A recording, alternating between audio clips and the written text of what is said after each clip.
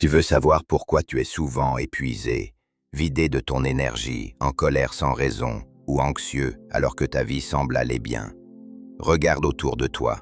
Ce ne sont pas toujours les circonstances qui t'empoisonnent, ce sont parfois les personnes. Et le stoïcisme, cette philosophie de force intérieure, l'avait déjà compris depuis plus de 2000 ans.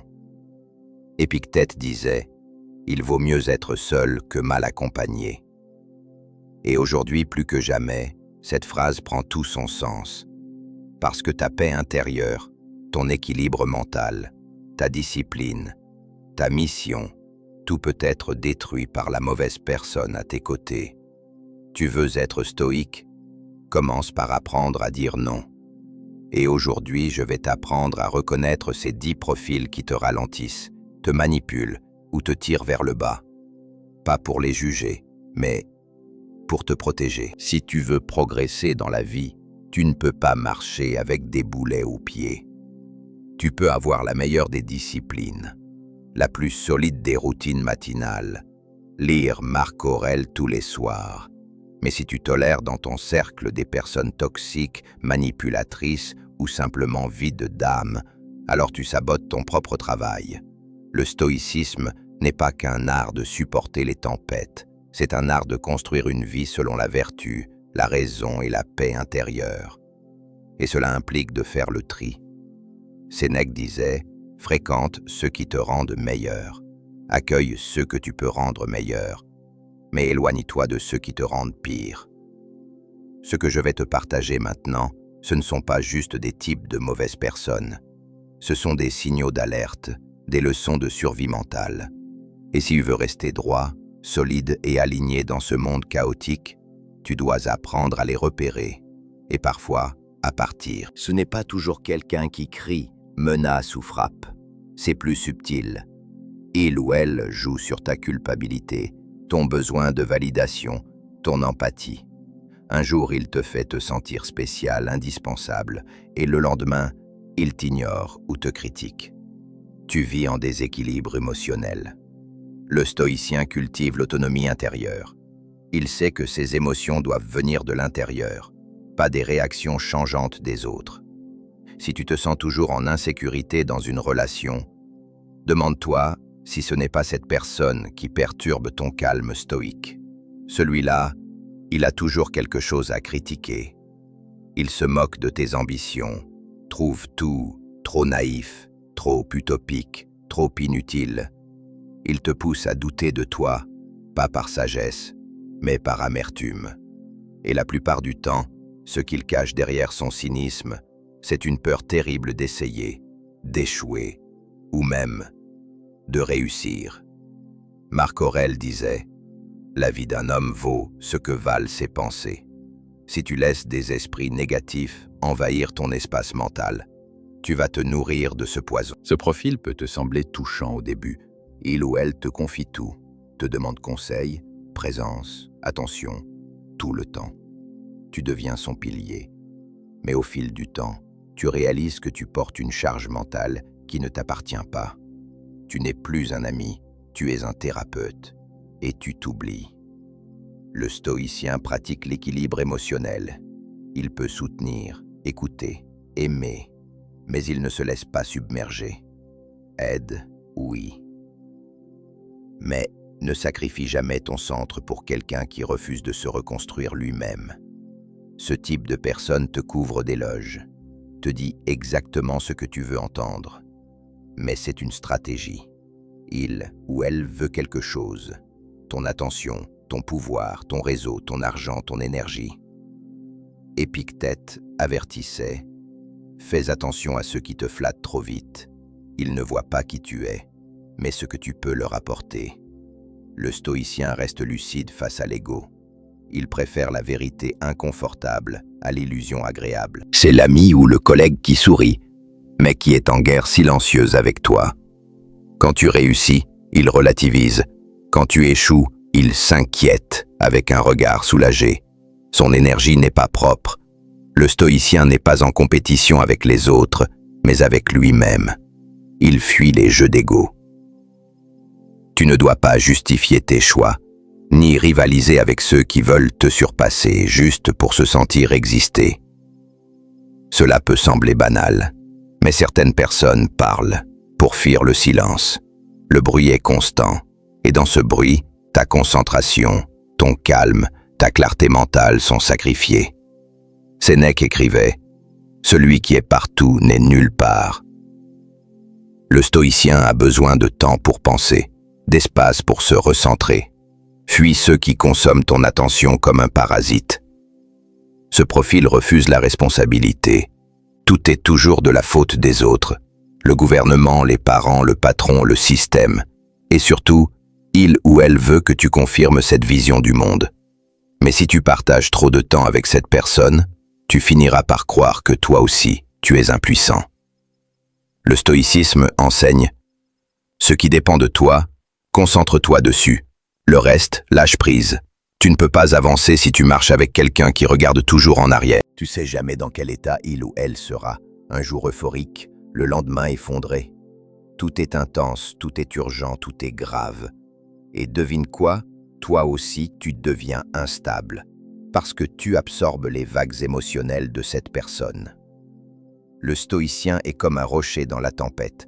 Mais même un rocher peut s'éroder s'il est sans cesse frappé. Apprends à choisir tes tempêtes et à éviter celles qui ne t'appartiennent pas. Il ne fait pas de bruit, ne demande pas grand-chose.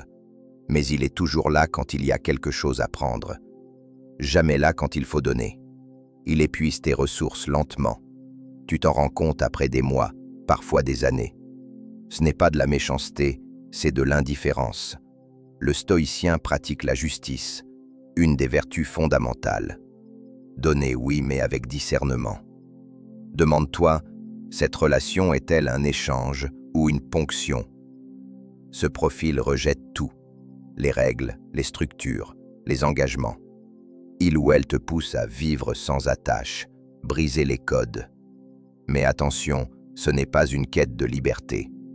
C'est un refus de responsabilité. Marc Aurèle. La liberté n'est pas de faire ce que l'on veut, mais d'agir avec sagesse.